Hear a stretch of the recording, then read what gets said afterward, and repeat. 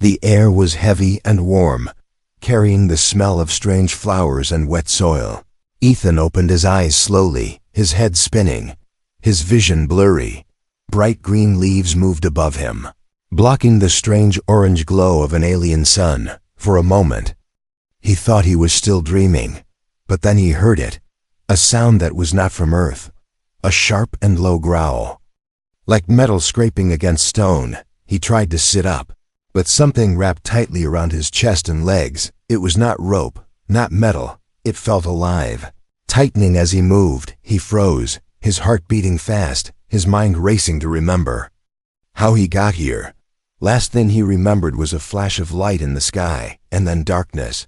Now he was lying on the soft moss of a jungle floor, trapped like prey. Leaves rustled, and from the shadows she appeared, tall, strong, and moving. With the grace of a predator, her skin shimmered with a purple hue, her golden eyes locking onto his. In one hand she held a long spear glowing faint blue at the tip. Her hair was braided with feathers and metal charms that clinked as she walked. Every step she took made the ground seem smaller. She was not human, and she was not here by accident. She stopped just a few steps away, tilting her head as if studying a strange animal. "You are mine now," she said in a voice that was deep yet sharp. Her language was alien, but somehow he understood every word. Ethan stared back, silent, his breathing slow. Most men would beg or scream. He did neither. Instead he smiled. A small and calm smile that made her narrow her eyes. The glowing net tightened, pulling him to his knees. She walked around him like a hunter circling her prize. Her armor was light, made of leather and scales, showing the muscle and scars of many battles. The spear's glow pulsed slowly, like the heartbeat of a dangerous animal. "You will follow my commands," she continued, her tone leaving no space for refusal. Ethan raised an eyebrow. "Commands, huh?" Her expression hardened. "I am Kellara, Huntress of the Silver Plains, warrior of the Fire Moon clan. I take what I want, and I keep it," she said, her eyes burning with pride. "You will help me, or you will die." Ethan looked at her, really looked at her. She expected fear, but instead, he leaned slightly forward and said, "All right." "I accept." Kellara blinked, surprised by the words. For a moment, she wondered if she heard wrong. No human had ever been captured by her without a fight. No human had ever agreed without resistance. She stepped closer, the tip of her spear just inches from his throat. "You accept? Without knowing what I will demand?" Ethan's smirk widened. Life's more interesting that way. Something about his calm made her feel unsettled. She had hunted beasts larger than him, fought warriors stronger than him, but this human's eyes, they were different. They held no fear, only something dangerous and unknown. She cut the net with a swift slash of her spear. The glowing threads dissolved into the air like smoke. Ethan stood, brushing dirt from his shirt, moving like he had all the time in the world. Kellara stepped back, keeping her weapon ready. "You will follow me," she said sharply. "Sure," he replied casually. As if she had just invited him for a walk, they moved through the alien jungle, the plants glowing softly as if watching them. The air was thick with strange insect noises, and shadows moved between the trees. Kellara walked ahead, but her eyes often glanced back at him. He didn't stumble, didn't complain, didn't even ask where they were going. It was like he had been here before. That thought made her grip her spear tighter after a while. They reached a clearing where a massive creature's skull rested in the dirt. Its fangs were longer than Kelara's arm, its eye sockets large enough to fit Ethan's head. "This is where you will prove yourself," she said. Ethan looked at the skull, then at her, and simply nodded. She expected questions. She got none. It made her feel like she was the one being tested. The sun began to set, casting the jungle in deep blue and silver light. Kellara started a small fire, her hands moving fast and practiced. Ethan sat nearby, watching the sparks rise into the alien night sky. "So," he said finally, "what exactly do you need me to do?" She met his gaze, her golden eyes glowing faintly in the firelight. "You will help me win the trial of beasts," she said. "If we fail, I lose my place in the clan forever." Ethan leaned back, staring at the fire. "Sounds dangerous," he said, his voice low but steady. Kelara smirked. "It is." He looked at her, and for a moment, they were just two warriors sharing the same fire. But deep in her chest, Kelara felt something she had not felt in years: uncertainty. And in that moment, she realized something dangerous. She might have captured him, but she was not sure who was really in control. Asterisk. The fire burned low, casting flickering shadows across the clearing. Kelara sat with her spear resting on her knees, her golden eyes fixed on Ethan. He didn't look away, didn't fidget, didn't even seem tired. It was like he had been through worse nights before. And this was nothing to him. Finally, she spoke, her voice carrying the weight of tradition and danger. "I have demands, human," she said. "You are here because I chose you, and now you will help me win the trial of beasts." Ethan tilted his head slightly, a small smile forming on his lips. "Go on," he said softly, as if she were telling him a bedtime story instead of a life or death order. Kelara's jaw tightened. "This trial is the most dangerous challenge in my clan," she explained. "Every few seasons, the strongest warriors hunt the Vorthik, a beast that cannot be tamed, a beast that fears nothing. If I fail, I lose my warrior rank, my home, my honor."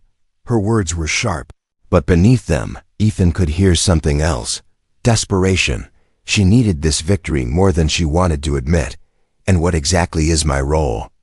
Ethan asked. She leaned forward, her golden eyes narrowing. "You will track it with me, fight it with me, and if necessary, die for me." Ethan chuckled under his breath. "That's a lot for someone you just met," he said. Kelara's hand gripped the spear tighter. "I do not need trust, only results," she replied. But something in her heart was already unsettled. The way this human spoke, it was too calm, too sure. She had fought beside other warriors, and even the bravest showed some fear before. The trial of beasts, Ethan had none. Instead, he leaned closer to the fire, his face glowing in the light. "What's this Vorthik like?" he asked, his voice almost curious. Kelara's lips curled slightly. "It is taller than a warrior, heavier than a boulder. Its skin is like metal, and it can smell fear from half a mile away." Ethan's eyes didn't flinch. "Good," he said simply. "Then we'll just have to be smarter than it." Kelara blinked, caught off guard by his choice of words. No one spoke about outsmarting the Vorthik, only surviving it. This man was either a genius or a fool. She wasn't sure which was more dangerous. "You will obey my orders during the hunt," she warned. Ethan nodded, but there was something in his tone when he replied. "Of course," he said, but it sounded less like obedience and more like agreement on his own terms. The night grew colder, the jungle whispering with strange noises. A distant howl echoed through the darkness, making the fire crackle louder. Kelara studied Ethan as he sat there, relaxed but alert. His hands rested loosely on his knees, but his eyes kept moving, scanning the shadows. She realized he was watching for danger without even being told. That was not the behavior of prey. That was the behavior of a hunter when the moon rose. "Hi," Kelara stood. "We leave at first light," she said firmly. "The Vorthek's territory is deep in the Bloodroot forest." Ethan's smile returned. "Bloodroot? Sounds friendly," he said with a hint of sarcasm. Kelara didn't reply, but inside, she was wondering what kind of human jokes about a place where warriors vanish without a trace. The fire burned lower, and they rested for the night. Kelara closed her eyes, but she didn't sleep deeply. Every so often, she heard Ethan moving, slowly, quietly, as if he were checking the perimeter. She told herself it was unnecessary, but she didn't stop him. Somehow she felt safer knowing he was awake. At dawn, the jungle came alive with sound. Kelara was already on her feet, spear in hand. Ethan was standing nearby, looking like he had been awake for hours. "Ready?" she asked. "Always," he replied without hesitation. They began their journey into the Bloodroot forest. The trees grew taller and darker, their trunks covered in red vines that seemed to pulse faintly. The ground was soft and damp, and the air was thick with the scent of sap and earth. Kelara moved silently, her steps light and precise. Ethan followed without making a sound, matching her pace perfectly. It was unnerving. Most humans were noisy in this terrain. This one was not. As they walked, Kelara spoke in a low voice. The Vorthik is fast. Stronger than you can imagine, and it will not hesitate. Ethan glanced at her. Neither will I. She didn't respond, but a strange warmth spread through her chest at his words. She told herself it was just respect for a fellow warrior. But deep down, she knew it was something else. Hours passed, and the forest grew quieter. Bird-like creatures stopped calling, and even the wind seemed to hold its breath. Kelara raised her hand, signaling for Ethan to stop. She crouched, examining the ground. Huge claw marks were carved into the dirt, deep enough to snap bone. It's close, she whispered. Ethan stepped beside her, looking at the marks. His calm expression didn't change. Good, he said softly. I like knowing where my problems are. Kelara glanced at him sharply. In all her years as a huntress, she had never met anyone like this. She wasn't sure if he was the perfect ally, or the most dangerous threat she had ever taken with her into the jungle. The bloodroot forest was alive with silent danger. Every tree seemed to lean closer. Every vine seemed ready to move. Kelara walked ahead with the grace of a predator, her spear glinting faintly in the dim light. Ethan followed, his steps steady, his eyes scanning everything. Neither spoke. But the air between them carried a strange tension. They moved deeper until the sound of running water reached their ears. A narrow stream cut through the forest, the water black from the red roots beneath it. Kelara stopped suddenly, her hand raised. Ethan froze without question. Her golden eyes scanned the treetops. Then, without warning, she hurled her spear into the branches above. A screech ripped through the air as a creature dropped from the canopy. It was the size of a wolf but covered in chitinous plates. Its wings were sharp like blades, its eyes glowing green. Kelara had seen them before, razor wings, fast and deadly. But this one was not alone. The sound of many wings began to fill the air. Stay close, Kelara ordered. She retrieved her spear in a smooth motion, her body ready for battle. But Ethan didn't look afraid. Instead, he picked up a thick branch from the ground. Without hesitation, he dipped the tip into the black water. Kelara frowned, not understanding his plan. The first razorwing dove at them, its wings slicing through the air with a high-pitched hum. Ethan struck it with the wet branch. The moment the black water touched its armored body, the creature screamed and pulled back. The acidic sap in the water burned through the thin gaps in its plates. Kelara blinked in surprise. How did you? She started to ask, but more razor wings were coming. Ethan didn't wait. He lit the end of the branch on fire using a small silver lighter from his pocket. The flames reflected in his eyes as he swung it in wide arcs. The razor wings screamed and veered away from the heat. Kelara moved beside him, her spear stabbing any that got too close. They fought back to back, the air filled with firelight and flashing wings. Finally, the last creature fell into the stream with a hiss. Silence returned to the forest, except for the sound of their breathing. Kelara lowered her spear, looking at him with narrowed eyes. You fight like you've been here before, she said. Ethan smirked. I just pay attention. They began moving again. Kelara didn't admit it, but she was impressed. He had acted fast without panic, and his ideas had worked. But that also meant he was dangerous. Dangerous in ways she couldn't predict. She reminded herself that the Vorthak was still ahead, and the real trial hadn't even started yet. By midday, they reached a section of the forest where the red roots had grown into thick walls. The path was narrow, forcing them to walk in single file. Kelara moved carefully, her spear tip scanning the air. Ethan, a few steps behind, glanced at the ground. Then he saw it, a faint tripwire made from twisted vine. Without a word, he reached forward and touched Kelara's shoulder. She stopped instantly, looking back. He pointed at the trap. Her eyes widened slightly. This was not a razor wing trap. It was the work of another hunter. Kelara crouched, inspecting the vine. The tension in her face deepened. "Someone else is here," she muttered. Ethan raised an eyebrow. "Friend of yours?" She shook her head. "No rival." Suddenly, a sharp whistle echoed through the trees. Kelara reacted instantly, shoving Ethan to the ground as a spear flew past where his head had been.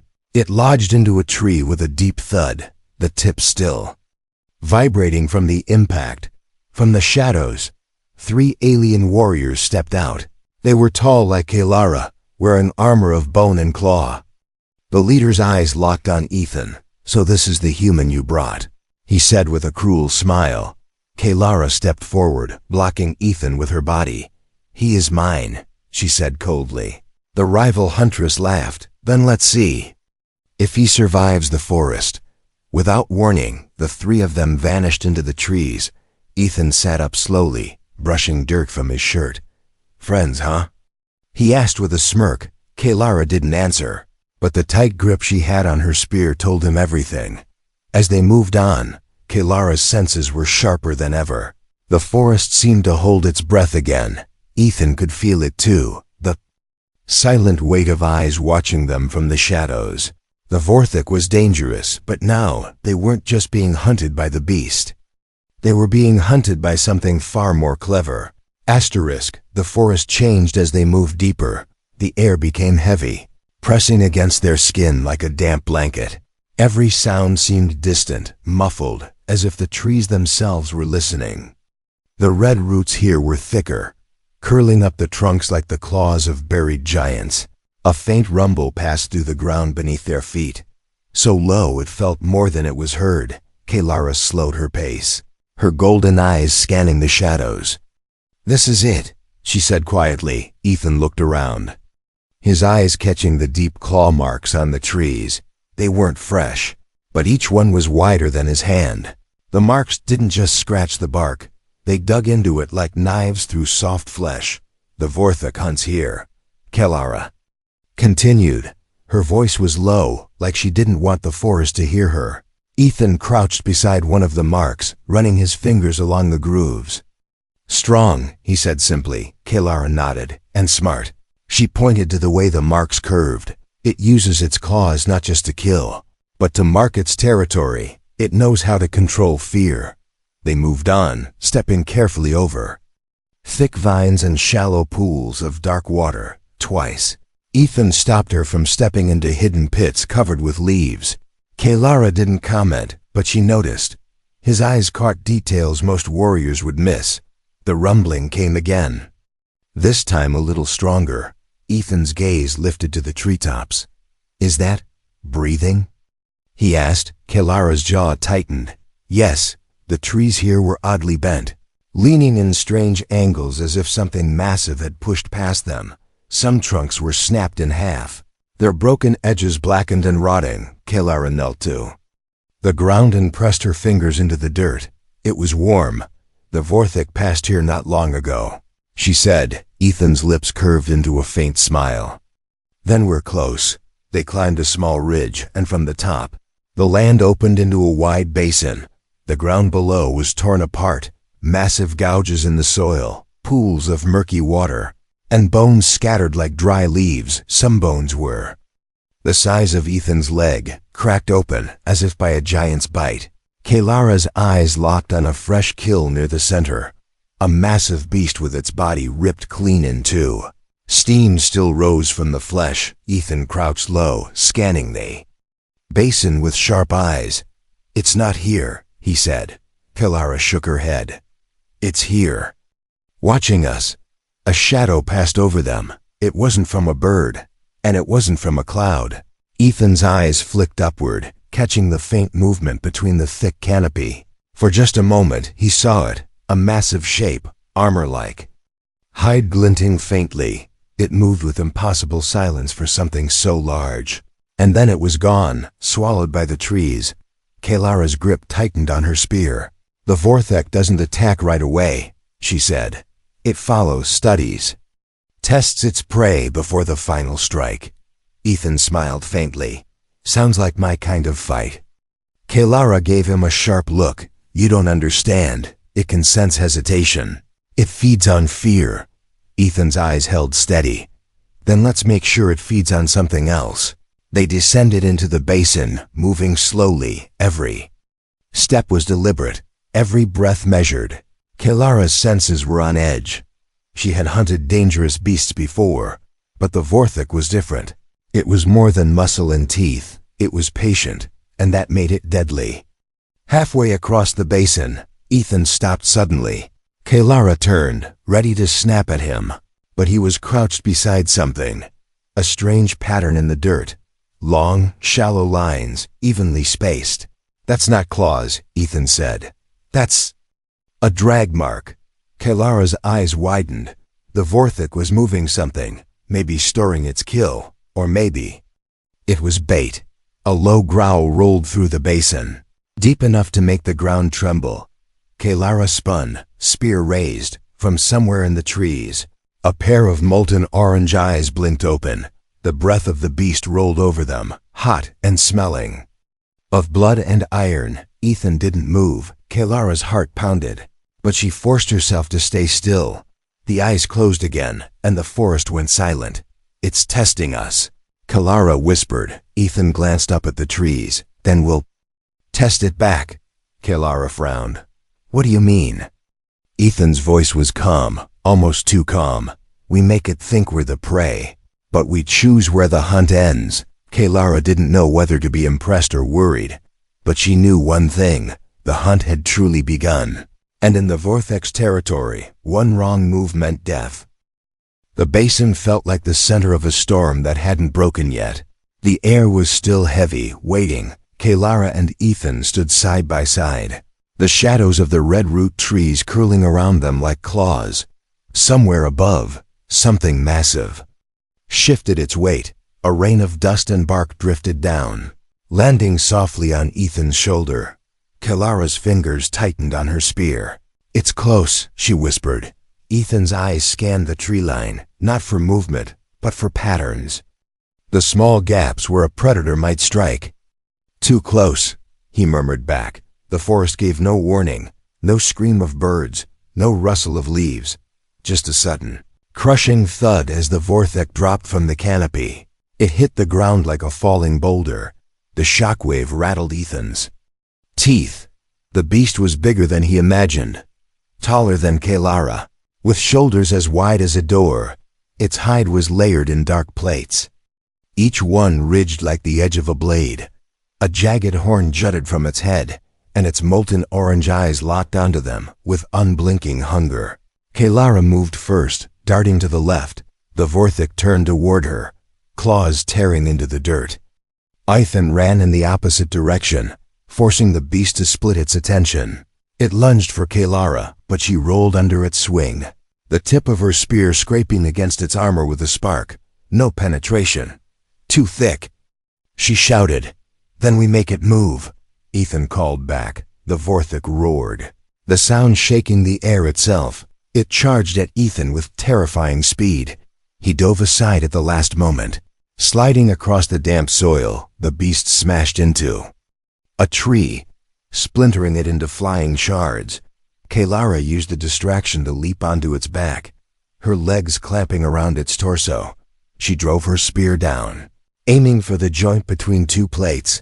The weapon sank halfway before the beast bucked violently, throwing her off like a rag doll. Ethan sprinted to her side, pulling her up. You all right? He asked quickly. She gritted her teeth. I've had worse, the Vorthok snarled, circling them. Its movements weren't wild now. They were measured, like it was studying them.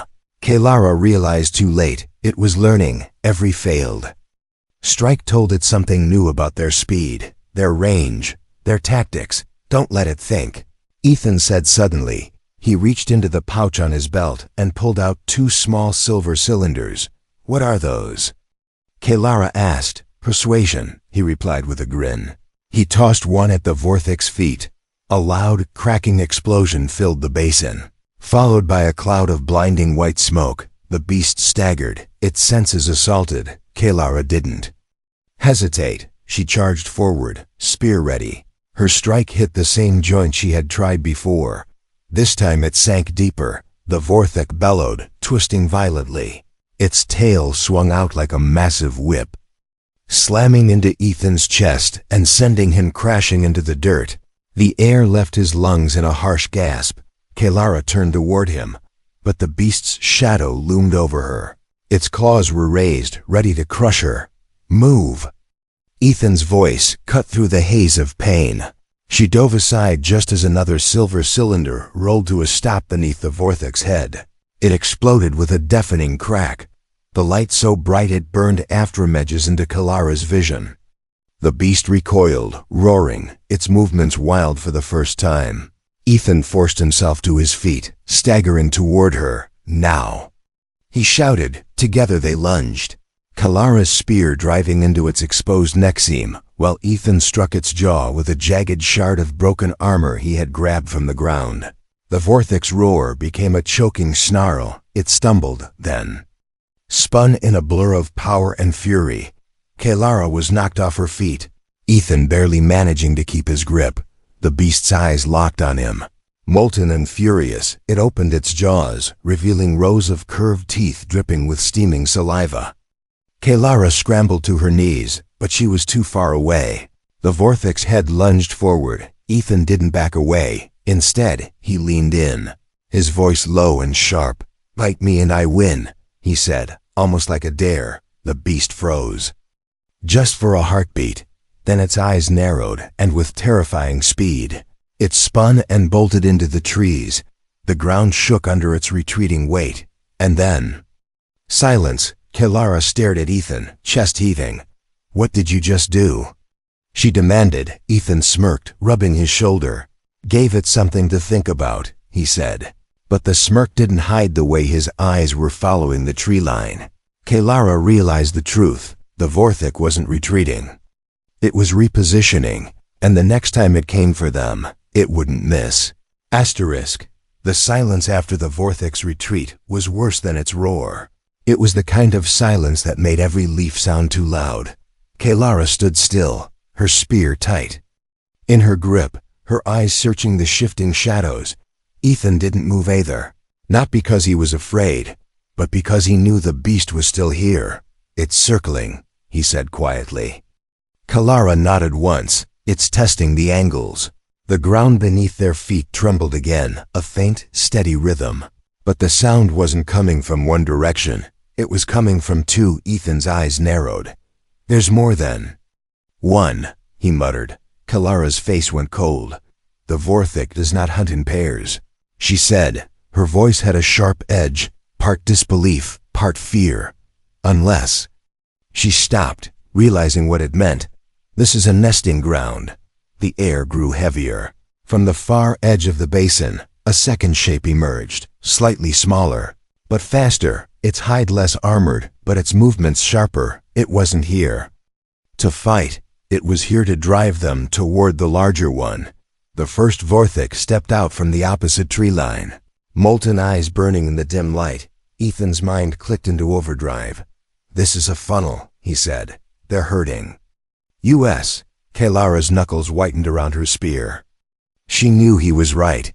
Every instinct screamed at her to move. But any direction now was a trap. The younger Vorthek hissed, rushing forward in a blur. Kalara met it head-on, her spear clashing against its lighter armor. It snapped at her with speed far greater than the older one. Ethan turned, keeping the larger beast in his sight. It was moving slower, deliberately, letting the smaller one push them toward its waiting jaws. "Break the pattern," Ethan called. Kalara didn't question him. Instead of retreating, she lunged forward past the younger beast, forcing it to pivot. Ethan ran the opposite way, away from both predators. The older Vorthek shifted to follow him, just what he wanted. The ground dipped slightly where Ethan ran. A shallow pit lined with the red roots, not natural. He had noticed it earlier when they crossed the basin. Now he jumped into it, crouched low, and slammed the broken shard of armor into the ground. The roots reacted instantly, tightening around the shard and pulling it deeper. The older Vorthok thundered toward him, claws tearing through dirt. At the last second, Ethan rolled aside. The beast's foot slammed into the pit. The roots shot upward, wrapping around its leg like living chains. It roared, thrashing violently. Kelara's eyes widened. She had never seen the roots move like that. How? She started. Ethan cut her off. Not now. The younger Vorthok charged her again. This time she didn't hold back. She dodged low, slamming her spear upward into its softer neck plates. The tip pierced deep, hot blood spraying across the red soil. The creature screamed, thrashing, but she pulled the spear free and struck again. It stumbled back, wounded but not dead. The older beast ripped free from the roots with a deafening crack. It limped slightly but was far from beaten. Ethan grabbed one of his silver cylinders, but before he could throw it, the younger Vorthok bolted toward him. Its movements were erratic now, wild from pain. It slammed into him with enough force to send him rolling across the ground. Kelara's heart clenched. She sprinted to his side, blocking the smaller beast with her spear. "Get up!" she barked. Ethan coughed, forcing himself to his knees. The older Vorthok was closing in fast, its molten eyes fixed on him. "Now!" Ethan shouted suddenly. Kelara didn't think. She moved. She shoved her spear into the ground in front of him. Ethan slammed the last silver cylinder against it. The explosion of light and sound was even greater this time. Both Vorthoks staggered, blinded and disoriented. Kelara grabbed Ethan by the arm and pulled him toward the basin's edge. But as they ran, the older Vorthok let out a sound unlike anything she had heard before, a deep, resonating call that made the air vibrate. Ethan's expression darkened. "That's not a roar," he said. "It's calling more." Kelara didn't look back. They needed distance. But in her heart, she knew the truth. The trial was no longer about hunting the Vorthok. Now it was about surviving an entire nest. And if the others arrived before they escaped, there would be no escape at all. The jungle was alive with the sound of movement, not the quiet, creeping kind, but the heavy, ground-shaking steps of something big, many things big. Kelara's grip on her spear tightened until her knuckles turned pale. Ethan ran beside her, his breathing steady despite the chaos. Branches snapped somewhere to their right. A deep, vibrating growl rolled through the trees to their left. Kelara knew what it meant. The call from the older Vorthok had been answered. Now the basin was no longer a hunting ground. It was a killing zone. They burst through a wall of thick red vines. On the other side was a narrow ridge of rock. From here, the land dropped steeply into a valley of black mist. Kelara stopped, scanning for a path, but there was no easy way down without risking a broken neck. Behind them, the younger Vorthok appeared, wounded but relentless, its glowing eyes locked onto Ethan. Kelara stepped forward, spear raised, but before she could strike, the older one emerged from the vines behind it. Now they were trapped between two predators. Ethan's gaze darted to the cliff edge, then to the vines they had just pushed through. His mind was racing. Kelara knew he was thinking of something, but she also knew there was no time. The younger Vorthok moved first, charging with a speed that didn't match its injuries. Kelara met it head-on, their clash sending a shock through the rock under her feet. The older one circled, staying just out of range. It wasn't rushing. It was waiting for the perfect moment. Ethan reached into his belt pouch. Kelara caught the glint of another silver cylinder, but instead of throwing it, he pressed it into her hand. "You'll need this," he said quietly. Kelara frowned. "And you?" He smiled faintly. "I've got something else." The younger Vorthok lunged again. Kelara rolled aside, stabbing into its shoulder plate. The beast roared, twisting toward her. The older one chose that moment to strike at Ethan. Its massive jaws snapped shut where he had been standing a second earlier. Ethan didn't back away. He ran toward it. At the last moment, he slid low, slamming the broken armor shard into the soft seam under its chest. The Vorthok howled, rearing back. Kelara seized the chance, activating the silver cylinder and hurling it between them. The flash and crack split the air. Both beasts reeled. Momentarily blinded, Ethan grabbed Kalara's arm, pulling her toward the cliff edge. "What are you?" She started. "No time jump." He cut her off. Without waiting, he leapt. Kalara cursed under her breath and followed. The drop wasn't as far as it looked. They landed hard on a slope of wet moss, sliding down into the black mist.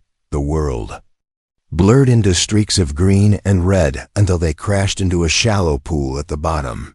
Kalara scrambled up, spear ready, but the mist was thick here, hiding everything beyond a few steps. Ethan stood still, breathing slowly. "We're safe," he said. Kalara shook her head. "We're not safe until they stop following." "That's the thing," Ethan said, his voice calm. "They won't." Her eyes narrowed. "Why?" Ethan stepped closer, his expression unreadable. "Because I didn't come here by accident," he said. Kalara froze. "What?" "I knew the Vorthik was here," Ethan continued. "I knew about the nesting ground." Kalara's grip on her spear tightened. "Why would you?" "Because they're not my prey." He interrupted. "They're my message, Kalara's." Pulse quickened. She didn't understand, but her instincts told her she was standing too close to someone dangerous. Ethan looked toward the mist, his eyes sharp. "Someone in your clan is going to hear about this, and when they do, they'll come to find me."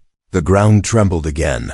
Far above, the roars of the Vorthik echoed through the basin. Kalara realized they weren't just angry. They were moving in a pattern that sounded like calling. Her golden eyes locked on Ethan. "What did you do?" she asked. His smile was faint, almost cold. "Let's just say, the hunt has only begun."